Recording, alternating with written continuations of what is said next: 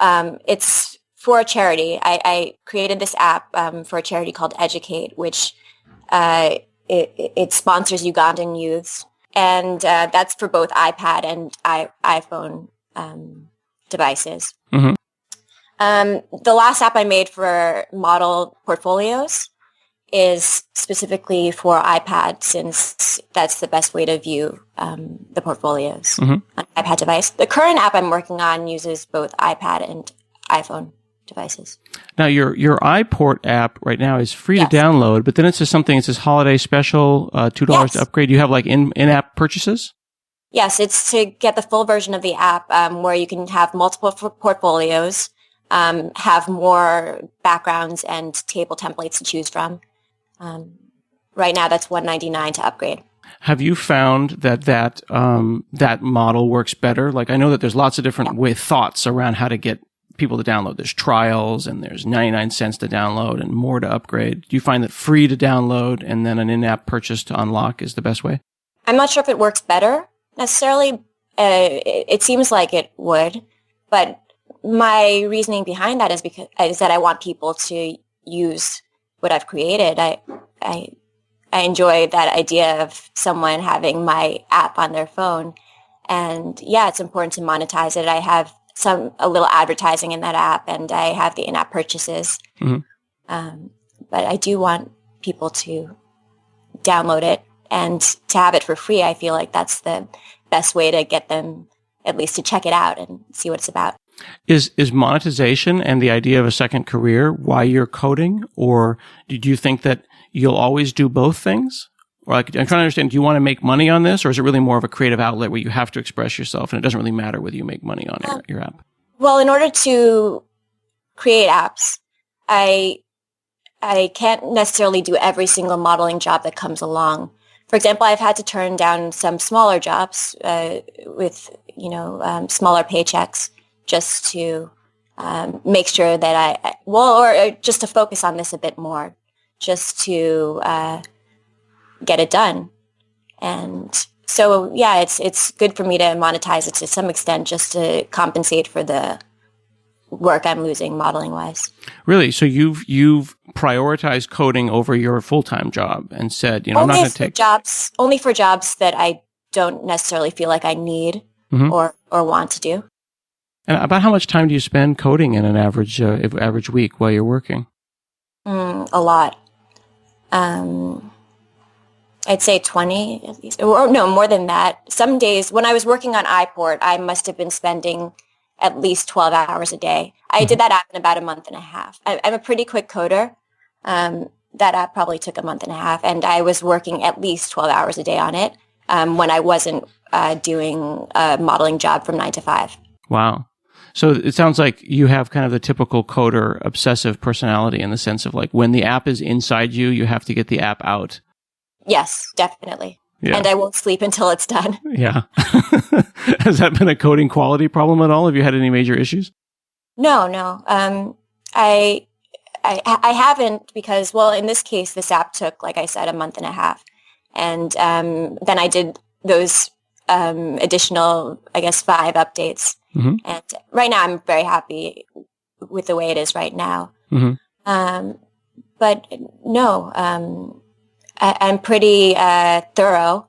I really check for errors and issues as I go along. So it hasn't been an issue. Do you have any tales of particular bugs that have kept you up or have had any like major issues? Like sometimes you have war stories about like a particular bug you couldn't catch or a feature that you couldn't crack, and then that moment of epiphany when you've solved that problem. It happens all the time. I think when switching from iOS 6 to iOS 7, there were a lot of things that I needed to research in order to make that transition and to find out what the new device, what the new iOS system was capable of, such as background modes.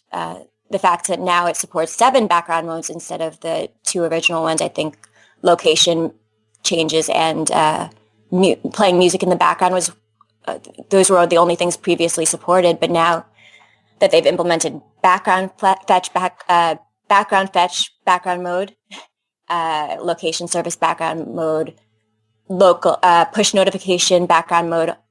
All these things are very useful, and it makes for a better user experience and it gives you more options as far as programming an app goes. Have you thought about lighting up specific features, or did you light up specific things to make your app utilize iOS 7? Light up? Like when you light up a feature, it's like, oh, if you have iOS 6, the app works like this. But if you have iOS 7, I detect that you support this background mode or that background mode. So I'm going to light up this feature. Are there any things that you're looking forward to within iOS 7 that you're going to think will make iPort go to that next level? Okay. With iPort, I didn't necessarily need any of, say, these new background modes. I didn't need any of that. Mm-hmm. The way it is now, it works perfectly for its intended purpose.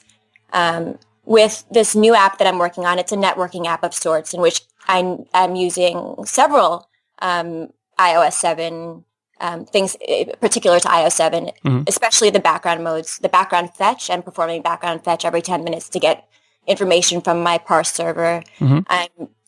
I'm checking for location updates, as you know, I could have done with iOS 6 mm-hmm. too. And I'm also using push notifications to trigger server and interface updates while the app is in the background. So it sounds like you just said you're using Parse for your backend. Yes. I at first I was using Amazon S3. I've used that with previous apps. Mm-hmm. And Parse it has so many great features. Like you could have various users. It does a lot of the legwork for you. Mm-hmm. So right now I'm very happy using Parse. As long as I'm dealing with files that aren't too large, because there is I believe a minimum file size for, it only takes, for Amazon S3, I can have files as big as I want, and I'm just charged per server call. Right. But with Parse, it's a little different. It doesn't take so much data on the... Oh, so there's a maximum file size. So yes. Or there's a maximum amount of space. Oh, okay. Entire class.